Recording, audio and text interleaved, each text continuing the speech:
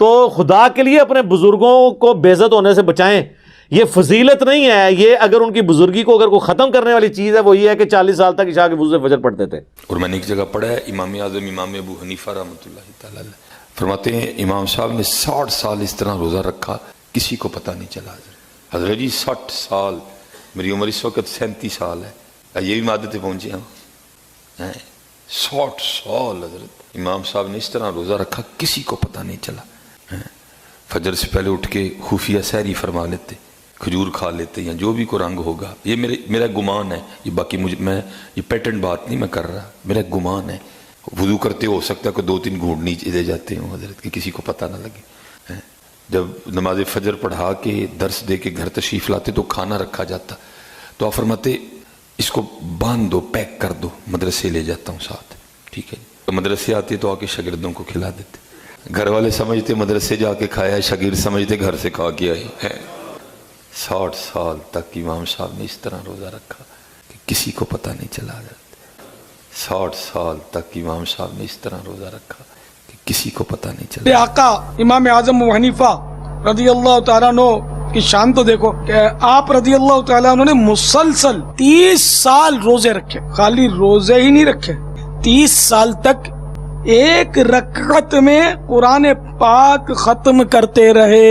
ایک روایت کے مطابق 45 سال تک عشاء کے وضو سے فجر کی نماز ادا کی. جس مقام پر آپ کی وفات ہوئی رضی اللہ تعالیٰ عنہ، اس مقام پر آپ نے 7000 بار قرآن پاک ختم کیے. حضرت سیدنا عبداللہ بن مبارک رحمت اللہ تعالی علیہ کے سامنے امام اعظم علیہ رحمت اللہ اکرم پر کسی نے اعتراض کیا تو آپ رضی اللہ تعالیٰ عنہ نے فرمایا کیا تم ایسے شخص پر اعتراض کرتے ہو جس نے 45 سال تک 5 نمازیں ایک ہی وضو سے ادا کی اور وہ ایک رکعت میں پورا قرآن کریم ختم کر لیتے تھے. آپ فرماتے ہیں میرے پاس جو کچھ فقہ ہے وہ انہی سے سیکھا ہے. شاگرد تھے امام اعظم کے سیدنا عبداللہ بن مبارک رضی اللہ تعالیٰ عنہ.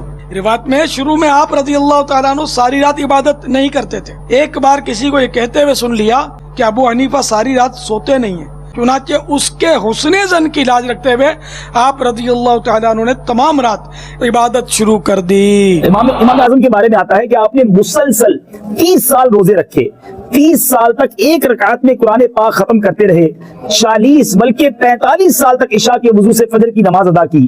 جس مقام پر آپ کی وفات ہوئی، ذرا غور کیجئے گا، جس مقام پر امام اعظم کا انتقال ہوا اس مقام پر آپ نے 7000 بار قرآن پاک ختم کیا. حضرت سیدنا عبداللہ بن مبارک کے سامنے امام اعظم پر کسی نے اعتراض کیا تو آپ نے فرمایا کیا تم ایسے شخص پر اعتراض کرتے ہو جس نے 45 سال تک 5 نمازیں ایک ہی وضو سے ادا کی اور وہ ایک رکعت میں پورا قرآن کریم ختم کر لیتے تھے، اور میرے پاس جو فقہ ہے وہ میں نے انہی سے سیکھا ہے. آپ نے اپنی زندگی میں 55 بار حج کیا. ذرا غور کیجئے، 55 حج کیے. جب آخری بار حج کی سعادت حاصل کی تو خدام کعبہ شریف نے آپ کی خواہش پر باب الکعبہ کھول دیا. آپ بڑی عجز و نیاز کے ساتھ، عاجزی انکساری کے ساتھ بیت اللہ کے دونوں ستونوں کے درمیان کھڑے ہوئے، نوافل پڑھنا شروع کیے. آپ نے 2 رکعت کے اندر پورا قرآن ختم کر لیا.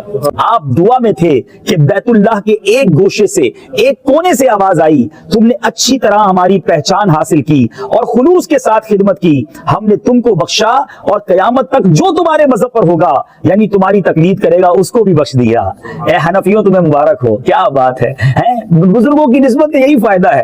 ہم جیسے بھی نکمے ہوں، خطا کار ہوں، اللہ ان اچھوں کے صدقے ضرور ہم پر بھی کرم فرمائے گا. حضرت سیدنا مسعر بن کدام رحمت اللہ تعالی فرماتے ہیں کہ میں امام اعظم ابو حنیفہ کی مسجد میں حاضر ہوا. کہتے دیکھا کہ نماز فجر ادا کرنے کے بعد آپ لوگوں کو سارا دن علم دین پڑھاتے رہتے. اس دوران صرف نمازوں کے وقفے ہوتے. بعد نماز عشاء اپنی دولت سرا یعنی پھر مکان شریف پر تشریف لے گئے. تھوڑی دیر کے بعد سادہ لباس میں ملبوس خوب عطر لگا کر اپنا نورانی چہرہ چمکاتے ہوئے پھر آ کر مسجد کے کونے میں نوافل میں مشغول ہو گئے، یہاں تک کہ صبح صادق ہو گئی. کہتے اب مکان پر تشریف لے گئے، پھر لباس تبدیل کیا، واپس آئے اور نماز فجر ادا کرنے کے بعد گزشتہ کل کی طرح عشاء تک تدریس میں مصروف ہو گئے. میں نے سوچا کہ آپ بہت تھک گئے ہوں گے، آج تو ضرور آرام کریں گے، مگر دوسری رات بھی یہی معمول رہا. تیسرا دن اور رات بھی اسی طرح گزر گئی. میں بے حد متاثر ہوا اور میں نے نیت کر لی کہ ساری زندگی ان کی خدمت میں رہوں گا. چنانچہ میں نے ان کی مسجد ہی میں مستقل قیام اختیار کر لیا. میں نے اپنی مدت قیام میں امام اعظم کو کبھی دن میں کب بے روزہ اور رات کو کبھی عبادت و نوافل سے غافل نہیں دیکھا. جی ਇਹ ਤੇ ਬਜ਼ੁਰਗ ਵੱਢਣੇ ਵਾਲੀ ਹੈ ਗੱਲ। ਬਜ਼ੁਰਗਾਂ ਨੂੰ ਬਚਾਣਾ ਹੈ ਤੇ ਇਹ ਕਿਆ ਕਰੋ, ਰਾਤ ਨੂੰ ਸੌਂਦੇ भी सन ਤੇ ਉੱਠ के नमाज भी पढ़ लेंदे सन। ये ना कोई शाह ये बताते हैं करतब उनका, ये करतब ही है ना।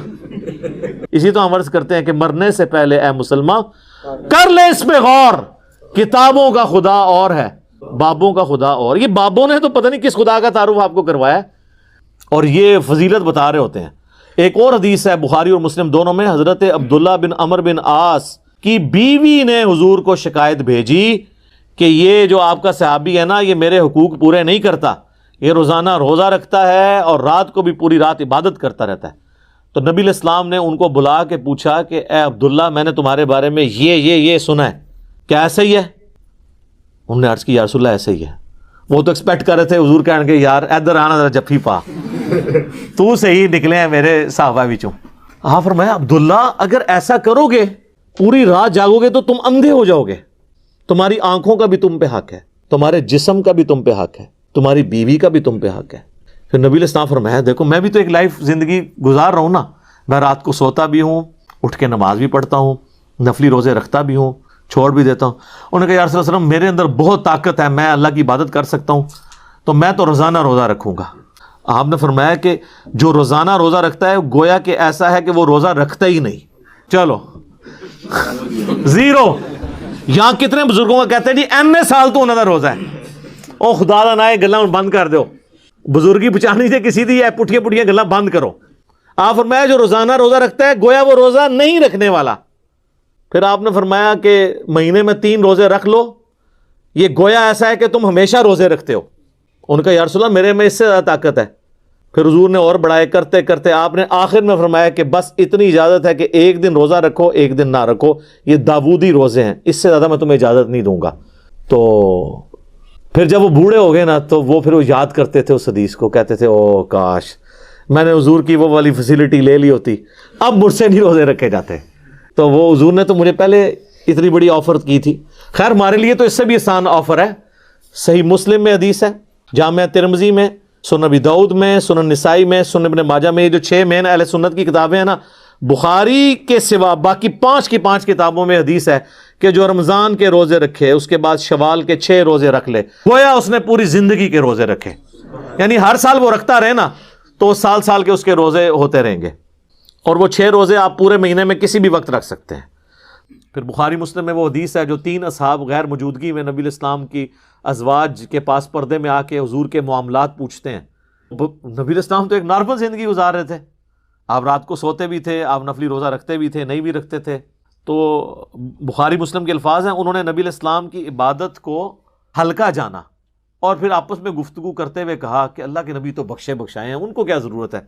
एक ने कहा कि मैं पूरी ज़िंदगी शादी नहीं करूँगा, सिर्फ अल्लाह अल्लाह करूँगा। दूसरे ने कहा कि मैं रोज़ाना रोज़ा रखूँगा, और तीसरे ने कहा कि मैं रोज़ाना पूरी रात जागा करूँगा। ये कहते हैं 40 साल तक इशा के वज़ू से फजर ऐ तकियो क्या होता है इन्हां नाल। ये चले गए, ये बातें करके वो वहाँ पे गए, तो नबी इस्लाम की ज़ौजा मोहतरमा जो थी उन्होंने सुन लिया, और जब हुजूर वापस आए तो उन्होंने कहा कि जी वो आपके चीते आए थे ये दावे करके गए हैं। हुजूर ने कहा बुलाओ उनको। बुखारी मुस्लिम के अल्फाज हैं, बुलाया गया। आप फरमाया अल्लाह की कसम मैं तुमसे ज़्यादा अल्लाह का तकवा रखता हूँ।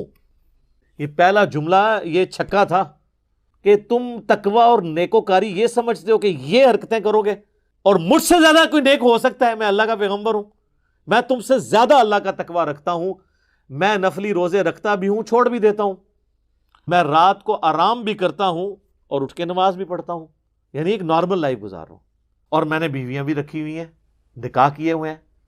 फिर आपने फरमाया कि फमन रग़िबा अन सुन्नती, जिसने मेरे तरीके को छोड़ दिया, यानी मेरे तरीके में 3 चीज़ें कि निकाह करना छोड़ दिया, या उसने रोज़ाना जागना शुरू कर दिया, इशा के वजू से 40 साल तक फजर पढ़नी शुरू कर दी, मेरे लिए फारग जे ओ हुण एक बाजीगर ते हो सकता है, अल्लाह ने नबी दा मनने वाला नहीं हो सकता।